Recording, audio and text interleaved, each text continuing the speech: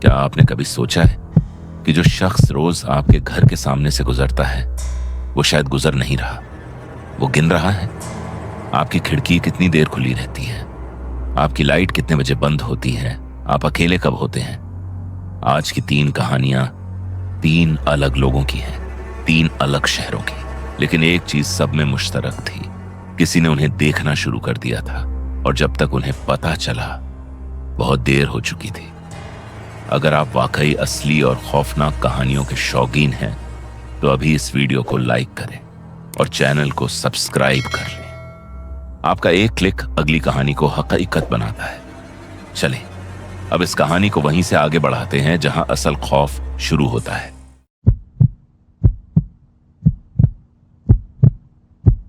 पुणे शहर के एक पुराने रिहायशी इलाके में, जहां गलियां तंग हैं और मकानों की दीवारें एक दूसरे से इतनी करीब हैं कि एक घर में बोलो तो दूसरे में सुनाई दे, वहां एक लड़की रहती थी जिसका नाम देविका था।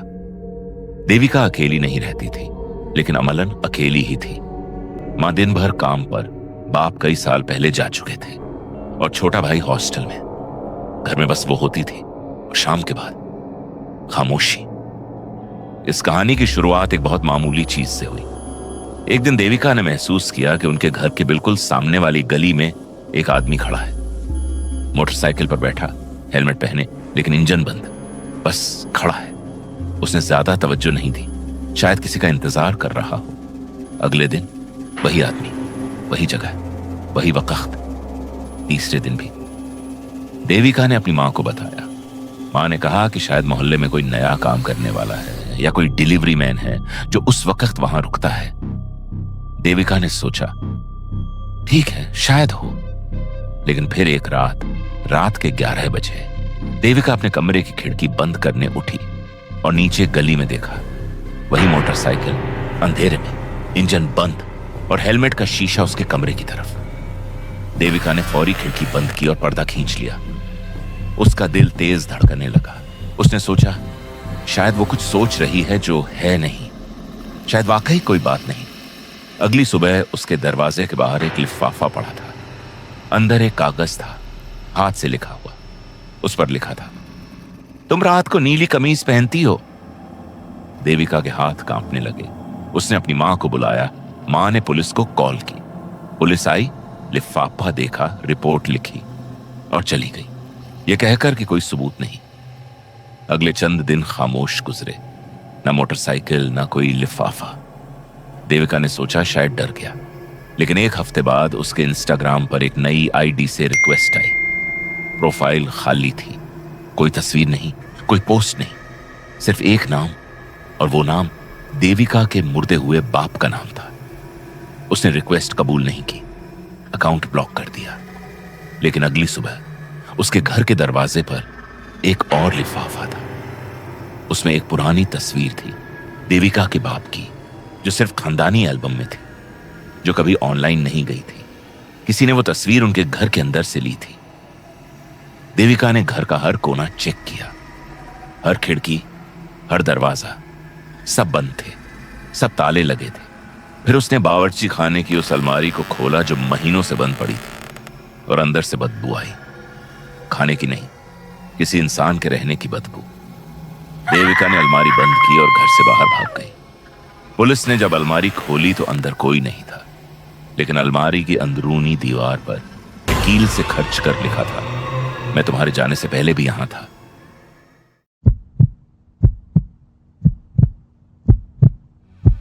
लखनऊ में एक नौजवान लड़का रहता था, अर्जुन, 19 साल का, कॉलेज का तालिब इल्म। वो रोजाना सुबह सवेरे जॉगिंग के लिए निकलता था, एक मखसूस रास्ते से, हमेशा अकेला। उस रास्ते पर एक पुराना बागगाह था, गोमती रिवर के करीब, जहां सुबह के वक्त बहुत कम लोग होते थे। अर्जुन को यही पसंद था, खामोशी, सुकून। एक सुबह जॉगिंग से वापसी पर उसने महसूस किया कि कोई उसके पीछे आ रहा है। आहट थी कदमों की, लेकिन जब मुड़कर देखा तो कोई नहीं था। उसने सोचा अपना वहम है। अगले दिन फिर वही आहट। इस बार उसने अचानक मुड़कर देखा और बाग के एक दरख्त के पीछे एक साया नजर आया, फिर गायब हो गया। अर्जुन का दिल थोड़ा बैठा, लेकिन उसने अपने आप को समझाया, सुबह का वक्त है, लोग होते हैं। फिर एक दिन उसके दोस्त ने उसे एक स्क्रीनशॉट भेजा।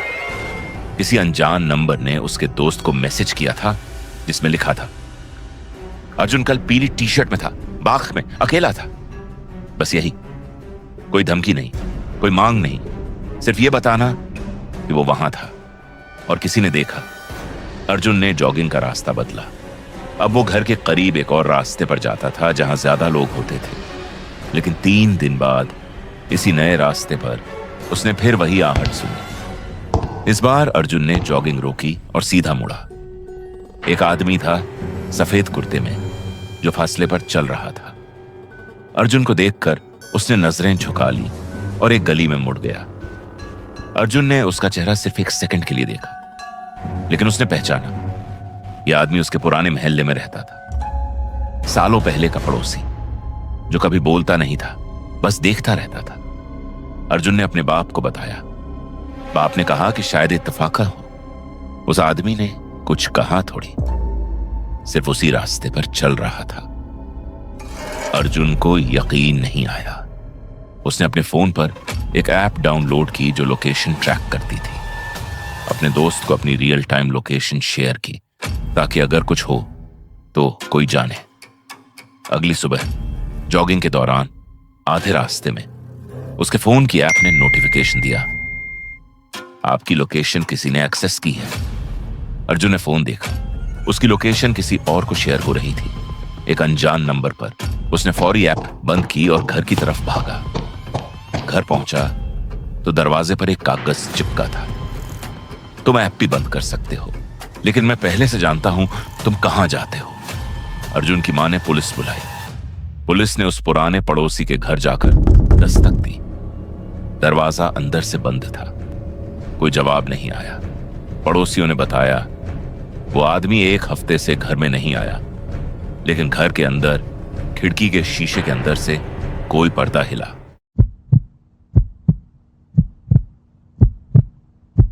बंगलौर में एक औरत रहती थी, मीनाक्षी, जो एक आईटी कंपनी में काम करती थी और अपने छोटे से फ्लैट में अकेली रहती थी। वो होशियार थी, मोहतात थी, अपनी लोकेशन शेयर नहीं करती थी, सोशल मीडिया पर घर की तस्वीरें नहीं डालती थी, स्ट्रीट व्यू से अपना पता ब्लर करवा रखा था। उसे लगता था वो महफूज है। एक शाम घर वापस आते वक्त उसने महसूस किया कि लिफ्ट में एक आदमी उसके साथ खड़ा है। आम सा आदमी, सूट में, लैपटॉप बैग कंधे पर। उसने मीनाक्षी की तरफ नहीं देखा, बस फोन देखता रहा।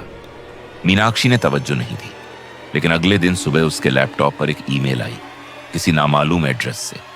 ईमेल में एक तस्वीर थी उस लिफ्ट के अंदर की गुज़िश्ता शाम की, जिसमें मीनाक्षी खड़ी थी और नीचे लिखा था, तुम सोचती हो कोई तुम्हें नहीं देखता। मीनाक्षी के हाथों से लैपटॉप गिरते गिरते बचा। उसने बिल्डिंग के सिक्योरिटी गार्ड को बुलाया और लिफ्ट के सीसीटीवी फुटेज देखी। वो आदमी 4थी मंजिल पर उतरा था जहां 3 फ्लैट थे। सिक्योरिटी गार्ड ने बताया 4थी मंजिल के तीनों फ्लैट खाली थे कई महीनों से। मीनाक्षी ने फौरी पुलिस कंप्लेंट की। पुलिस ने 4थी मंजिल चेक की, सब फ्लैट बंद, सब खाली, कोई निशान नहीं। लेकिन एक फ्लैट के दरवाजे के नीचे से हल्की सी रोशनी आ रही थी। जब गार्ड ने दरवाजा खोला तो अंदर एक लैपटॉप खुला रखा था, चार्जिंग पर लगा हुआ, और स्क्रीन पर लाइव फीड चल रही थी। मीनाक्षी के फ्लैट की, उसके किचन की, उसके ड्राइंग रूम की, उसके कमरे की। किसी ने उसके पूरे फ्लैट में छुपे हुए कैमरा नस्ब किए थे। पुलिस ने फ्लैट की तलाशी ली। 6 कैमरा मिले, बावर्ची खाने में, पंखे में, लाइट बल्ब के अंदर। लेकिन वो आदमी जो लिफ्ट में था वो कभी नहीं मिला, और मीनाक्षी को आज तक नहीं पता वो कैमरा कब नस्ब हुए, किसने नस्ब किए, और वो शख्स कितने अरसे से उसे देख रहा था। लेकिन उस दिन से मीनाक्षी ने अपने नए फ्लैट में भी एक बात नोट की। जब भी वो घर आती है उसे लगता है लाइट बल्ब की रोशनी थोड़ी मुख्तलिफा है, थोड़ी ज्यादा, जैसे कोई और भी देख रहा हो। अगर ये कहानी आपको आखिर तक बांधे रख सकी है तो अभी सब्सक्राइब करें, क्योंकि अगली वीडियो पहले से ज्यादा खौफनाक है। बेल आइकन दबाना मत भूलें। अगली बार तक महफूज रहें और याद रखें, जो आपको देखता है वो चाहता है कि आप कभी ना जाने कि वो देख रहा है।